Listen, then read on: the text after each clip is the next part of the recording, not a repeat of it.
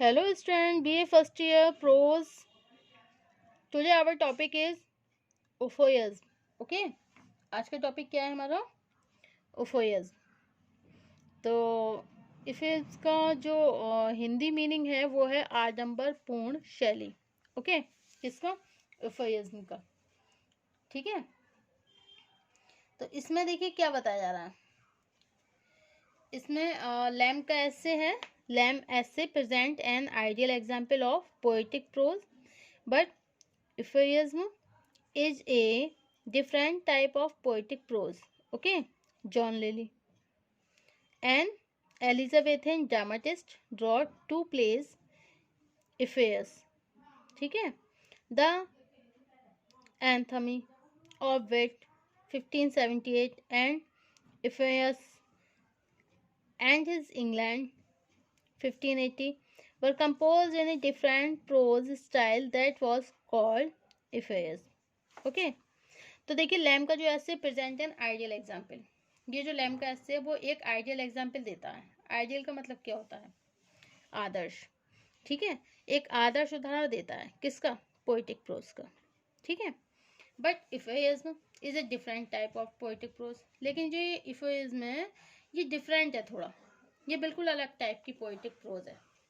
Okay, John लेली जैसे N Elizabethan dramatist, एक एलिजाबेथन ड्रामाटिस्ट है, एक नाटककार रॉड, जिन्होंने 2 प्ले लिखे हैं, इफेयस and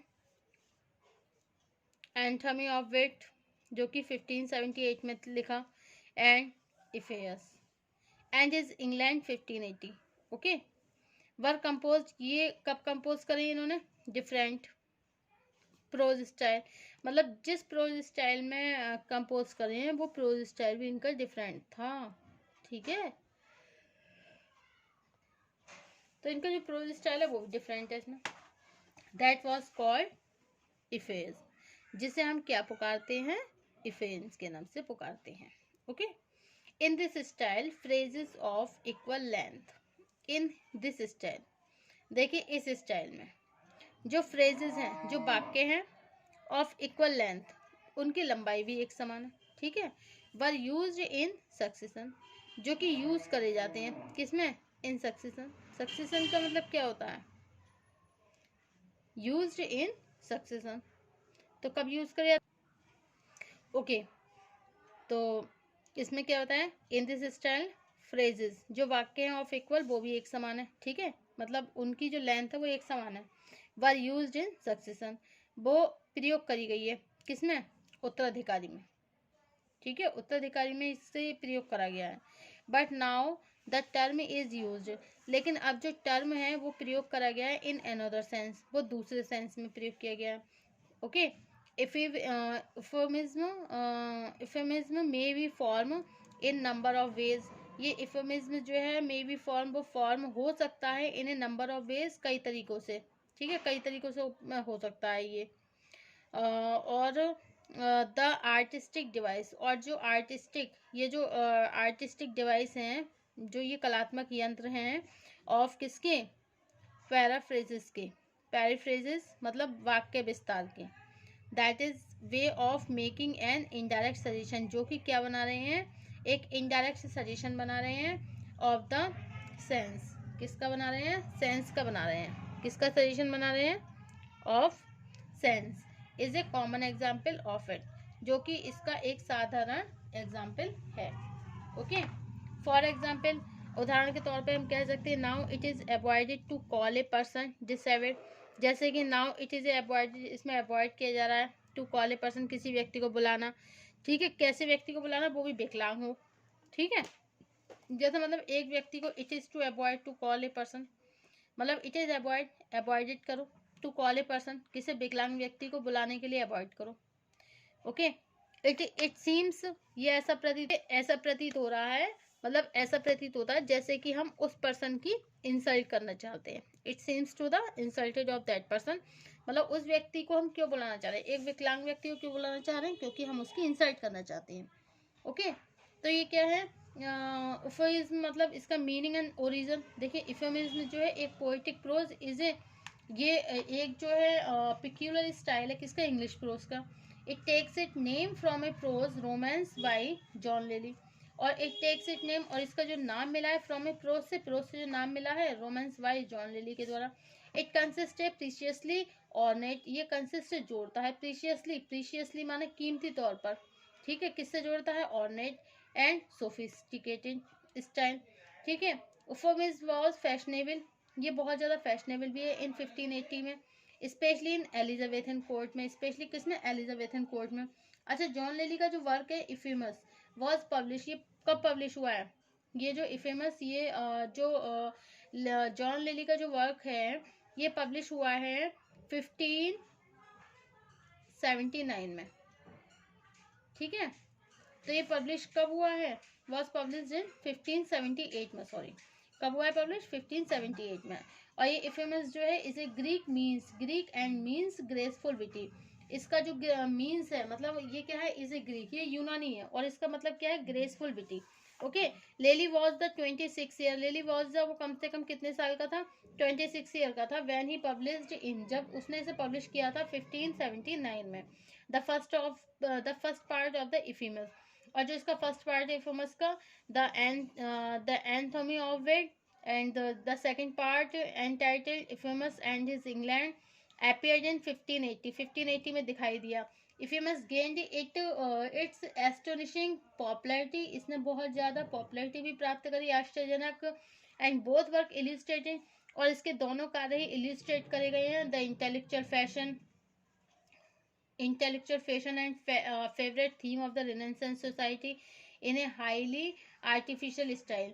Okay, the plots are merely are structural elements, और जो इसके प्लॉट्स हैं, जो नाटक हैं, जो छोटे छोटे जो प्लॉट्स होते हैं, ठीक है, मेयरली वो केवल स्ट्रक्चरल एलिमेंट, उसमें केवल हमें संरचनात्मक तत्व ही देखने के लिए मिलता है, ओके। अब जॉन लेनी सेटअप करें 3 बेसिक स्ट्रक्चर प्रिंसिपल्स। फर्स्ट क्या है, phrases of the equal length appear in succession, देखिए इसमें क्या है, एक इक्वल लेंथ दिखाई देती है, ठीक है, और the balance of the key verbal elements in the suggestive science, और क्या है इसमें जो बैलेंस है ऑफ द की का बर्बल एलिमेंट्स, इसमें बर्बल एलिमेंट्स मिलता है इन सक्सेसिव सेंटेंसों में। थर्ड क्या है, द कॉरेस्पॉन्डेंस ऑफ साउंड, इसमें जो साउंड होता है वो जो कॉरेस्पॉन्डेंस है किसका, ऑफ साउंड का, स्लेवल्स, इसमें स्लेवल्स भी होते हैं specially between words and that are already balanced against the each other, और ईच अदर के बीच में बैलेंस तो ऑलरेडी होता ही है, और स्पेशली बिटवीन किसमें, वर्ड्स के बीच में। लिली का जो स्टाइल है, लिली का जो स्टाइल है influence Shakespeare, later on the other Elizabethan writers also followed it, the contemporary equivalents and of euphemism in the other language are known by the different name, just as Cutler Simo in Spain and Manissimo in Italy and Prisicots in France, okay। तो इसमें क्या क्या बताया है कि एक तरीके से जैसे for example now it's avoided to call, जैसे हम एग्जांपल के लिए किसी एक ऐसे व्यक्ति को बुलाते हैं जो क्या होता है, विकलांग होता है, और हम क्यों बुला रहे हैं उसे, क्योंकि हमारा जो उद्देश्य है, मतलब एक विकलांग व्यक्ति को बुला रहे हैं, क्यों बुला रहे हैं, क्योंकि हम उसको इंसल्ट करना चाहते हैं, ओके। अगर हम विकलांग व्यक्ति को बुला रहे हैं, किसी भी डिसेबल्ड पर्सन को कॉल कर रहे हैं, तो समझ लो it seems to the insulting that person, उस व्यक्ति की हम क्या कर रहे हैं, इंसल्ट कर रहे हैं एक तरह से, ओके। तो क्या कर रहे हैं हम, to be the insulting of that person, उस व्यक्ति की हम क्या कर रहे हैं, एक तरीके से इंसल्ट कर रहे हैं, क्या कर रहे हैं, उसकी हम एक तरीके से इंसल्ट कर रहे हैं, ओके। Is that clear. अब आगे नेक्स्ट क्या है हमारा, देखिए जनरली सच ए पर्सन, इस तरह के जो व्यक्ति होते हैं इज नाउ कॉल्ड चैलेंज, उन्हें वो पता है कैसे कैसे उनको नाउ कॉल्ड चैलेंज, मतलब उनको एक चैलेंज के नाम से भी पुकारते हैं हम, डिफरेंटली, बिल्कुल अलग अलग तरीके से। एविल, जैसे एक एविल होता है, एक योग्य व्यक्ति होता है, ठीक है, और पर्सन विद स्पेशल नीड्स, एक व्यक्ति मतलब एविल होता है विद स्पेशल नीड, और एक व्यक्ति होता है विकलांग जिसको सबसे ज़्यादा पैरों की जरूरत होती है। In place of a calling a person, इस स्थान पर कॉलिंग ए पर्सन मतलब हम एक व्यक्ति को बुलाएं, एक ऐसे व्यक्ति को बुलाएं जो कैसा है, गरीब है।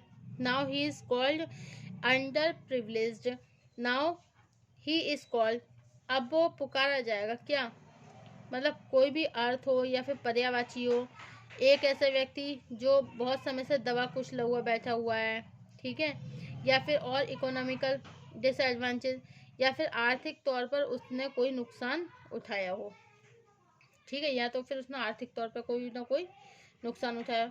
तो जनरली सच ए पर्सन, देखो जनरली सच ए पर्सन, अगर इस तरीके का कोई व्यक्ति is now called the challenge, तो इज नाउ कॉल्ड तो हम क्या पुकारते हैं, तो एक चैलेंज के नाम से पुकारते हैं। चैलेंज भी उसका कैसा होता है, बिल्कुल डिफरेंटली होता है, ठीक है।